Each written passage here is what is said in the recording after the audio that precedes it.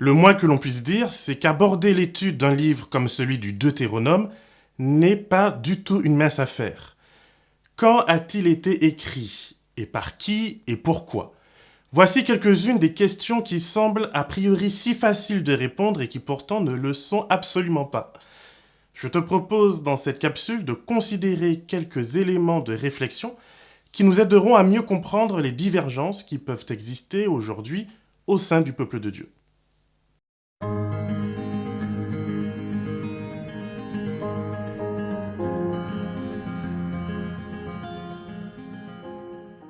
Salut et bienvenue à ce temps de réflexion biblique. Croître en Christ est pour toi l'occasion de grandir dans ta foi, dans ta compréhension et dans ton expérience spirituelle, et c'est également pour moi l'opportunité de pouvoir faire exactement la même chose. Je te préviens, aujourd'hui ce ne sera pas de la nourriture liquide, aujourd'hui c'est du solide. Pas du petit lait. Alors j'espère que tu es bien reposé et que tu es prêt pour un temps de croissance pas comme les autres. Nous allons mettre en perspective quelques éléments du livre du Deutéronome afin d'essayer de mieux comprendre les divergences qui peuvent exister aujourd'hui. Quand je parle de divergence, je veux que tu comprennes que le texte biblique nous pose parfois des soucis si on l'étudie avec attention. Ces soucis existent que je le souhaite ou non. La seule chose qui diffère, c'est comment je choisis de les interpréter. C'est-à-dire, pour être plus explicite, comment je choisis de leur donner du sens, du poids et de l'importance dans ma vie. C'est là que nous comprenons pourquoi il y a différentes compréhensions du christianisme. Nous n'arrivons pas toujours à nous mettre d'accord sur le sens à donner. Et je te rassure, ce n'est pas une question d'avoir ou pas de l'Esprit Saint. Dois-je te rappeler que les désaccords et différences entre les apôtres dans le livre des Actes sont bien réels. Pourtant, ils sont tous remplis du Saint-Esprit, remplis au point de déborder. Cela ne les empêche pourtant pas de voir les choses différemment, et quelquefois tellement différemment qu'ils ne peuvent même plus continuer à collaborer ensemble. Mon objectif, dans ce qui va suivre, c'est de te permettre de prendre un peu de hauteur. Ce qui va suivre va peut-être te choquer un peu, mais cela fait partie du processus de la croissance. Grandir, c'est accepter que la vie n'est pas toujours aussi simple qu'on le voudrait. Alors, si tu es prêt et si tu souhaites continuer à m'écouter, je te remercie et je te propose que nous puissions commencer. Le Deutéronome, c'est à la fois ce livre très ancien qui invite à aimer son prochain inconditionnellement, et ce, y compris l'étranger, mais c'est également un livre qui nous invite à tuer nos proches amis ou familles si ces derniers nous invitent à l'idolâtrie. Ce livre, c'est le même livre qui, au chapitre 13, commande à Israël de passer hommes, femmes, enfants et même les bêtes au fil de l'épée si une ville parmi eux se livre à l'idolâtrie. Tu seras d'accord avec moi que c'est quand même quelque chose de plutôt sévère. Et heureusement qu'on ne le pratique plus aujourd'hui. Le début du Deutéronome laisse entendre qu'il s'agit d'un discours de Moïse, qui va se mettre à rappeler la loi au peuple d'Israël, et ce plus de 40 ans après les événements du Sinaï. Malheureusement pour les Israélites, leur rébellion et leur manque de confiance en Dieu les a condamnés à errer dans le désert du Sinaï jusqu'à ce que la génération de celles et ceux qui ont quitté l'Égypte ont disparu. Moïse, qui a lui-même été condamné à mourir avant de pouvoir mettre les pieds en terre promise, va donc rappeler l'histoire du peuple et les principales lois établies par Dieu afin de gouverner son peuple. Et là, franchement, direct, je me demande pourquoi il prend le temps d'user de l'encre, alors qu'il aurait pu tout simplement relire pour le peuple le livre d'Exode, le livre de Nombre ou le Lévitique. Cela aurait été quand même plus simple, qu'en penses-tu ? Et pourquoi commencer le livre par « Telles sont les paroles que Moïse adressa à tout Israël en Transjordanie ». Moïse est-il devenu tellement grincheux avec l'âge qu'il se met à écrire à son sujet à la troisième personne ? Ici, même les plus fondamentalistes du texte biblique sont obligés de reconnaître qu'il y a sans doute un éditeur, peut-être un scribe, peut-être même Josué, bref, Une tierce personne qui met en page, qui édite, qui explique, qui donne du contexte à ce qui va suivre. Et cette personne, c'est probablement pas Moïse. Je pourrais également citer à la fin du Deutéronome le récit de la mort du prophète. Alors oui, c'est vrai, je suis croyant et en tant que prophète, rien ne l'empêche d'écrire au sujet de sa mort à venir. Après tout, rien n'est impossible à Dieu, n'est-ce pas? Amen. Mais admettons que, là encore, écrire à la troisième personne, c'est quand même et ça reste étrange. Il est vrai que 40 années, c'est long. Mais le véritable souci pour moi est que Moïse semble, dans son discours, nous présenter les choses un peu différemment que le reste du Pentateuque.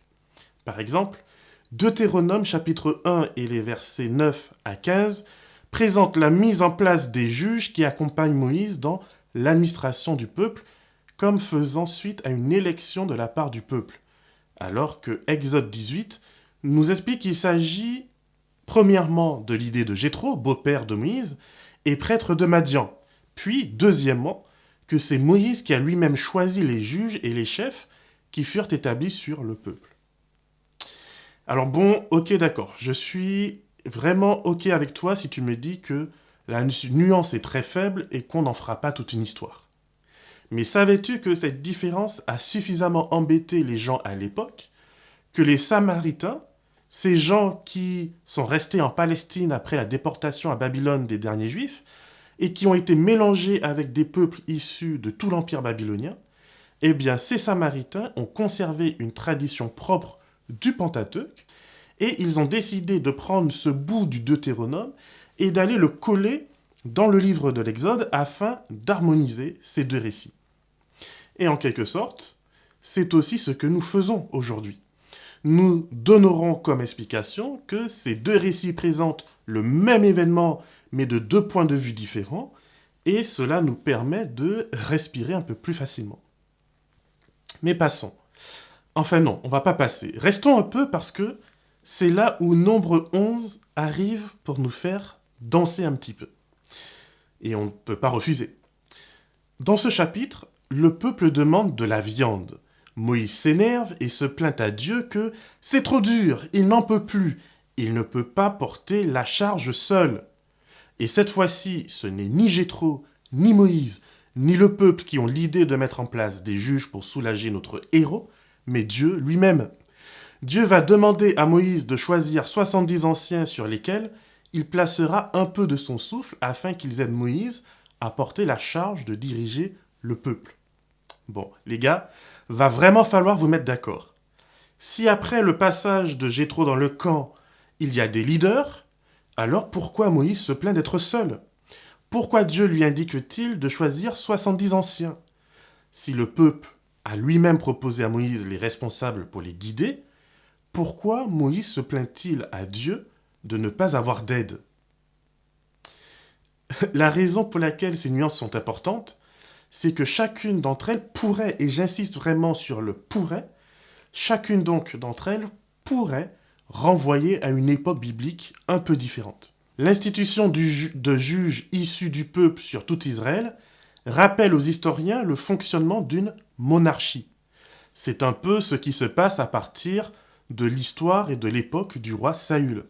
On place des chefs de 1000, de 50 et de 10, dans l'idée de structurer le peuple, que ce soit en temps de paix, mais surtout en temps de guerre. Par contre, les 70 anciens renvoient plutôt au concept des tribus, c'est-à-dire à Israël avant les rois, du temps peut-être des juges, où l'on disait ils n'avaient pas de roi et chacun faisait ce qu'il voulait. Ce sont donc deux systèmes de gouvernance assez différents qui viennent se télescoper dans le Pentateuque. Alors, une fois de plus, ce n'est peut-être pas grand-chose. Mais cela suffit à interroger certains qui se demandent pourquoi. Bon allez, je vais encore te prendre un exemple et puis je te promets d'arrêter de t'embêter. Il s'agit cette fois de l'histoire des espions. Si tu lis ce récit dans Nombres 13 et 14, c'est pas exactement ce que l'on retrouve dans le Deutéronome chapitre 1, les versets 22 à 36. Dans le livre des Nombres, c'est Dieu qui demande à Moïse d'envoyer des espions explorer Canaan. Franchement, Et à mon niveau personnel, je me suis toujours demandé pourquoi. Si Israël est conduit par Dieu lui-même, rappelle-toi la colonne de feu qui tient chaud la nuit et la colonne de nuée qui atténue les rayons du soleil le jour. C'est l'ange de Dieu en personne qui conduit le peuple. C'est Moïse, le plus grand des prophètes à avoir jamais existé sur la terre, qui sert de médiateur. Pourquoi Dieu a-t-il besoin d'espions pour guider son peuple, franchement? Eh ben, cela tombe bien parce que dans le livre du Deutéronome, cette fois-ci, c'est le peuple qui se présente devant Moïse pour lui demander d'envoyer des espions. Tu vois? Pour moi, c'est quand même plus difficile à harmoniser. Dieu qui commande, ce qui est d'accord, enfin je l'espère, ne fait pas beaucoup de sens, ou bien c'est le peuple qui s'inquiète de savoir ce qui les attend, ce qui, en ce qui me concerne, rend les choses beaucoup plus logiques pour moi. Bon, je pourrais ajouter le fait que les routes que suivent les espions diffèrent, ou que Moïse semble dire que c'est à la suite de ces événements que Dieu lui interdit à lui aussi d'entrer en terre promise, en tout cas dans le récit du Deutéronome. C'est bien le peuple, on est d'accord, qui va l'irriter, mais c'est quand même lui qui va frapper le rocher au lieu de lui parler dans le livre des Nombres. Or, dans le livre du Deutéronome, à 3 reprises, Moïse parle uniquement de la faute des Israélites en connexion avec l'affaire des espions. Voilà, je pourrais encore citer pas mal de points de détail de divergence. Mais premièrement, tu es peut-être déjà en train de dormir. Et deuxièmement, tu diras que je chipote et que je vais chercher un peu la petite bête. Peut-être bien. Mais il faut juste comprendre que non seulement ce n'est pas aujourd'hui que les lecteurs attentifs des textes bibliques remarquent ces divergences, on a effectivement des textes qui datent d'avant l'époque de Jésus et qui en parlent. Mais, pour aller plus loin, ce n'est pas en faisant comme si ce n'était rien, comme si cela n'existait pas, que l'on sera plus fidèle à Dieu. Le Deutéronome pose autant de soucis au niveau rédactionnel, c'est-à-dire pourquoi Moïse, si c'est bien lui qui écrit, donne subitement un récit qui diffère pas mal du reste du Pentateuque. Et on peut se souvenir qu'il y a quelques vidéos en arrière, je te parlais de la version des 10 commandements de Deutéronome chapitre 5, qui n'est en rien identique à Exode 20. Enfin, quand je dis en rien, j'exagère peut-être un peu. Et vous êtes nombreux, d'ailleurs, à ne pas avoir vraiment joué le jeu, de me dire ce que vous en pensiez en commentaire. Ne pensez pas que j'ai pas remarqué. Mais le Deutéronome, comme les autres livres du Pentateuque, pose également un souci, un peu plus moderne certes, mais quand même pas moins grave au niveau de l'éthique. On massacre à tour de bras, on est parfois pas très cohérent, par exemple, si on lit le Deutéronome chapitre 7, les versets 1 à 3. Lisons ensemble. Lorsque le Seigneur ton Dieu les aura livrés devant toi et que tu les auras battus, tu les frapperas d'anathème. Tu ne concluras pas d'alliance pour eux et tu ne leur feras pas grâce. Tu ne t'allieras pas par des mariages avec ces peuples. Tu ne donneras pas ta fille à leur fils et tu ne prendras pas leur fille pour ton fils. Alors ici, on a un terme un peu compliqué, anathème ou shérem, qui en hébreu n'est pas évident à traduire, parce que quelquefois il signifie consacré à Dieu ou dédié à un usage sacré. Et, par exemple, on peut citer les peuples des 5 rois qui viendront faire alliance avec Josué sous un déguisement. Eh bien, ils seront consacrés au service du temple comme coupeurs de bois. Ils seront shérem. Mais shérem signifie également une totale destruction. C'est donc un peu redondant de dire au peuple de tuer tout le monde et de ne pas en plus de cela se marier avec eux. Si tout le monde est mort, alors c'est évident, et si tout le monde est mort, alors évidemment c'est difficile de les épouser. Bref, il faudrait étudier le livre de Josué et la vie de David pour voir que des peuples censés être passés par le fil de l'épée jusqu'au dernier dans le Pentateuque sont toujours présents et font la guerre aux Israélites sous Josué et durant le règne du roi David. Mais c'est un sujet pour une autre fois. Et si ça t'intéresse, eh ben, dis-le moi en commentaire et peut-être j'en ferai une vidéo. Mais en conclusion, on peut se poser la question, qu'est-ce que le Deutéronome et qui l'a écrit? Ce sont, comme on l'a dit, de très bonnes questions. Les uns cherchent à harmoniser les différences et les nuances. Ils ignorent ce qui peut l'être afin de marteler que le Deutéronome est le rappel à une nouvelle génération d'Israélites de l'action de Dieu. Mais alors, pourquoi avoir écrit les autres livres? Pourquoi avoir une conception différente des événements? Et c'est justement là où d'autres viendront dire que ces divergences sont la preuve que ces textes sont issus de traditions différentes, écrits et assemblés bien plus tard, soit sous le règne du roi Josias, voire encore plus tard, par Néhémie et Esdras durant l'exil à Babylone. Qui a raison? Rendez-vous au ciel pour avoir une réponse définitive à ce sujet. La raison pour laquelle je t'ai présenté ces choses ainsi, ce n'est pas juste pour te mettre sens dessus-dessous, mais c'est surtout afin de nous aider à sortir d'une vision mystique et obscurantiste des textes bibliques. Il ne suffit pas de citer 2 Timothée 3 et de dire que toute écriture est inspirée de Dieu afin de clore le débat. Les fables de La Fontaine ne représentent pas des histoires vraies au sens historique du terme, mais si elles sont si populaires et qu'elles nous sont parvenues encore aujourd'hui, puisque quasiment tout le monde connaît le lièvre et la tortue, c'est parce que les fables de La Fontaine sont vraies différemment. Elles sont vraies du point de vue éthique et moral. Elles véhiculent des leçons de vie. Elles donnent du sens aux réalités qui nous entourent et nous aident à trouver un chemin meilleur vers une vie plus juste. Il y a aujourd'hui dans nos églises des personnes qui, en ce moment même, elles ont abandonné la foi, ou elles luttent, parce qu'elles sont conscientes de ces soucis que pose le texte. Certaines de ces personnes sont devenues des athées aigris. D'autres sont encore là de corps, mais complètement absentes de cœur et d'esprit. En ce qui me concerne, je n'ai pas toutes les réponses. Je n'ai pas la capacité aujourd'hui de te faire une savante présentation pour te dire ce qu'il faut accepter et croire de ces textes. Je ne peux te dire que ma conviction personnelle. Ces nuances, ces différences, ces incohérences sont connues du monde antique. Bien qu'elles aient été camouflées plus tard par l'Église, les rabbins du temps de Jésus en discutaient et cherchaient à trouver la vérité sur ces textes. Jésus n'est donc pas né à une époque où l'on ne savait pas lire. Ces personnes du temps de Jésus apprenaient le texte biblique par cœur et elles avaient remarqué, comme toi peut-être tu le constates aujourd'hui, que tout dans la Bible n'était pas lisse. Et pourtant, la foi a continué à se propager. La foi a continué à survivre malgré le doute.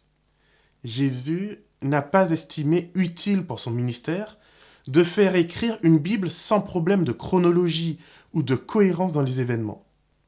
Ce ne serait pas de la foi si c'était évident pour toutes et pour tous.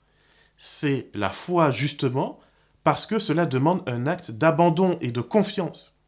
Mais en attendant que le Seigneur nous donne la réponse indiscutable, nous allons continuer, comme du temps des apôtres, à voir les choses différemment, à penser et à croire différemment.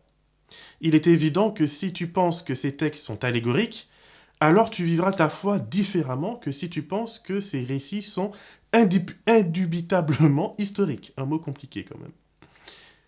Cela ne sera pas toujours facile pour nous de cohabiter. Mais c'est pourtant ce que Dieu nous demande de faire.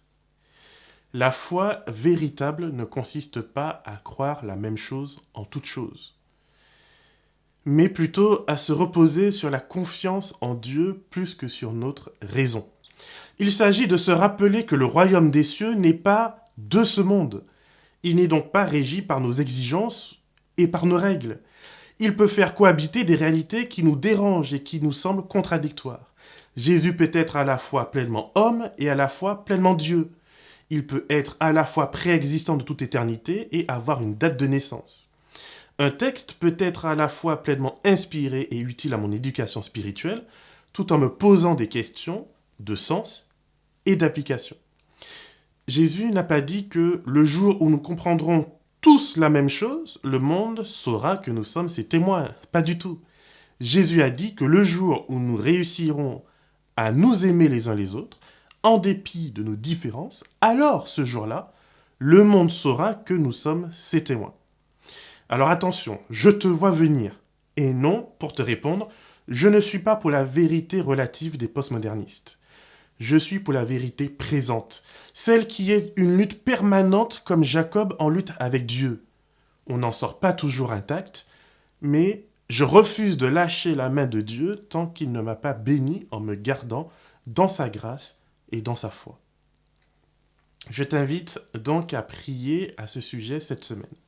Je te laisse pour ce faire un texte biblique qui personnellement m'interpelle énormément et qui me pose cette question. Qui est mon guide? Qui est mon maître? Jésus dans Luc 6 au verset 40 dit ceci. Le disciple n'est pas au-dessus du maître, mais tout disciple bien formé sera comme son maître. Est-ce alors la raison des hommes qui me dictera ce que je dois croire? Ou bien est-ce l'exemple de mon Seigneur qui me guidera dans ma foi? Que le Seigneur te garde et te bénisse et qu'il fasse de toi une source de bénédiction pour l'éternité.